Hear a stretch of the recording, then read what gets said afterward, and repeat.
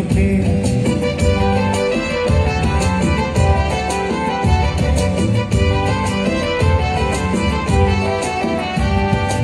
আমি যে মাতাল হাওয়ারই মতো হয়ে যেতে যেতে পায়ে পায়ে গেছি জড়িয়ে।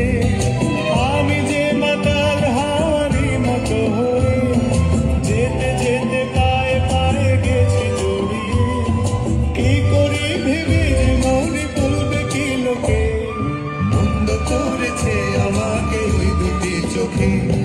কি নামে ডেকে বলবো তোমাকে, মন্দ করেছে আমাকে